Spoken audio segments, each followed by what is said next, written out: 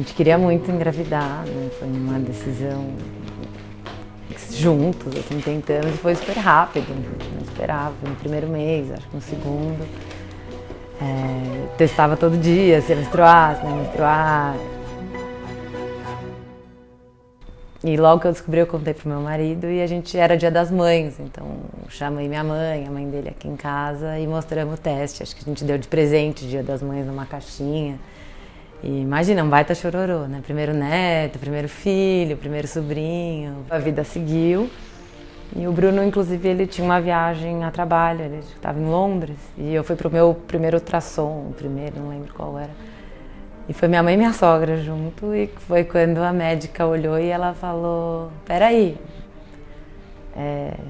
Aí a minha mãe falou, são 2. Eu falei, não, mentira. Ela, são 2, mentira, são 2. E o Bruno chorava, né? Ele estava no FaceTime, ele chorava, e foi quando a gente descobriu que eram gêmeos e que eles eram gêmeos univitelinos. Foi um susto, não estava emocionalmente preparada para isso, mas ok, que legal, não vai ser um, vão ser 2, a vida segue, né? Uma bênção maior ainda. Meu primeiro encontro com a Tatiana foi de uma mulher extremamente cuidadosa e desejosa de uma gestação a mais natural possível e um parto o mais natural possível e o mínimo de intervenções.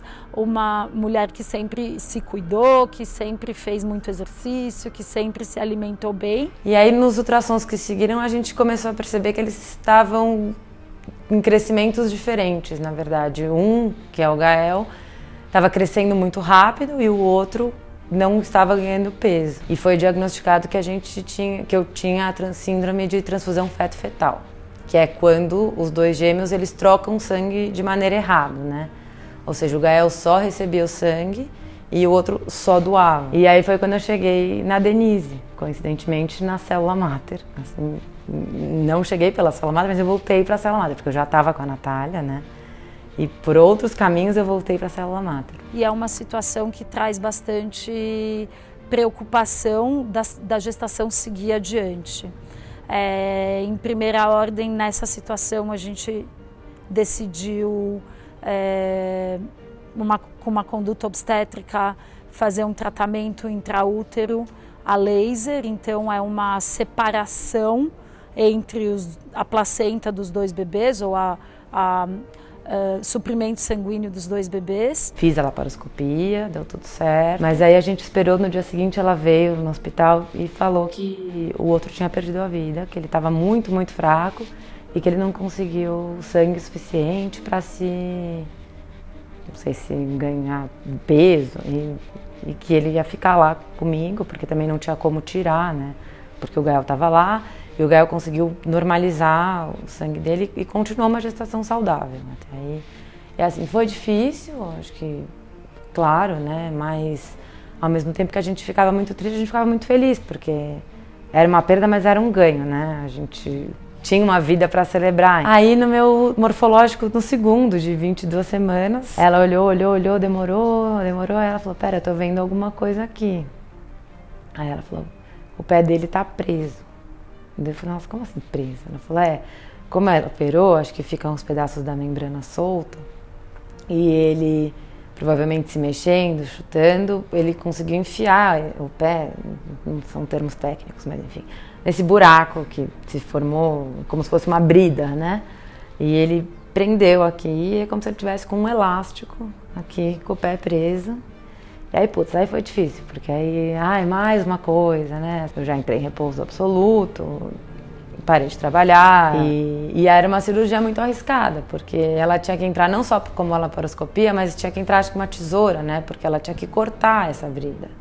Não era só um laser, ela tinha que furar um pouco mais e a minha bolsa tinha que resistir a 2 procedimentos. Foi decidido que ela ia me operar no seco, ou seja, que ela ia tirar todo o meu líquido amniótico, ia entrar com essa tesoura para cortar e depois devolver meu líquido amniótico.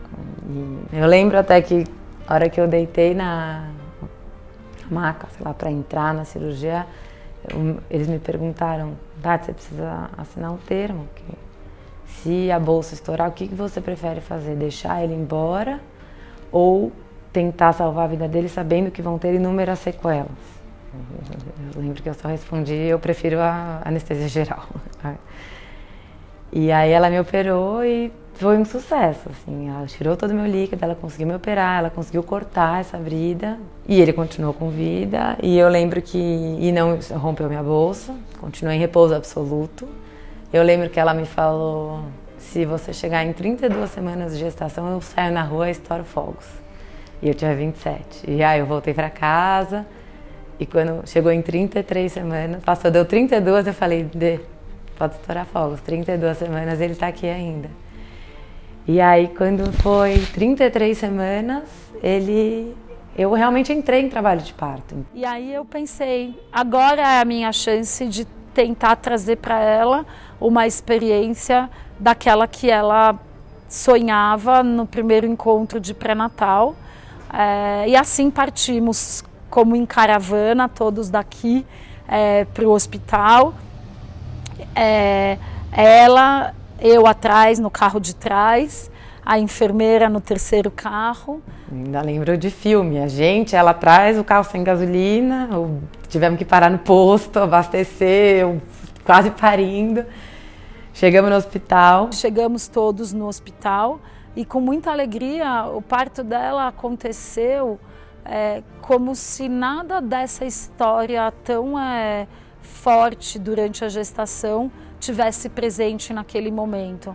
Naquele momento era o bebê dela querendo nascer, ela se dedicando lindamente ao parto e o parto acontecendo dentro dessa suavidade, dessa gentileza, mas daquele lugar que ela sonhava, então como um parto natural, sem intervenção, sem cortes, sem remédios. E assim a Tatiana, depois de viver 2 cirurgias fetais, pôde também viver um parto natural, que era o que ela sonhava. E assim, foi muito rápido, eu não tomei anestesia, eu tive um parto que assim, eu sabia que ele ia para UTI, eu sabia que ia ser condições difíceis, eu sabia que ele ia nascer com o osso exposto, que ele ia ter que passar por uma cirurgia quando ele nascesse, mas eu consegui ter o meu parto muito rápido, mas porque ele era prematuro também, mas assim, eu não tomei anestesia, eu não tive interferência, eu fui super respeitada. Ele nasceu e ele veio pro meu colo, então ele ficou com a gente até a hora que ela me pediu licença e levou ele. Então eu consegui ter um momento que eu sempre quis, que eu falei, putz, eu mereço também, entendeu? Assim, eu passei por tudo que eu passei, mas pô, também tenho o direito de ter um parto como eu sempre quis ter. Uma coisa não pode interferir na outra. E foi muito bom pra mim porque me deu um respiro, sabe? Oh, faltem! Vou pegar primeiro o menor de todos. É qual? Olha o tamaninho. É meu gesso. Esse é o segundo. Segundo gesso. Esse é o terceiro. Os dois, 3 gessos. Tem o gesso ainda, que o gesso não dá pra guardar. Olha esse, que pitico. Você lembra disso? Uhum. Você lembra você usando isso? Lá no Doutora Mãe, comendo M&M? Ai. É bom pra guardar os dedos. Podia ser um protetor de nariz, amiga. Porque umas fotos podem jogar futebol. Quem que você mais gosta de jogar futebol? Ué, com a mamãe, ela é muito fraca, eu consigo dar olhinho toda hora. Ai, que droga! Não pode mentir, estão gravando. Não tô mentindo. E acho que foi uma coisa que me fez parar, e pensar, e refletir, e me acalmar. E também aprender a lidar com o tempo, a lidar comigo, né? Porque no fundo era eu e ele, mas ele estava aqui dentro. Então assim, ninguém mais parou a vida, né? Quem ficou em casa, no silêncio, e aprendeu a se escutar, e aprender a se entender, e aprender a entender outros tempos e outros ritmos, que não é sempre que a gente pode ditar tudo. E não é sempre que a vida vai vir de mão beijada e que as coisas vão simplesmente acontecer, né?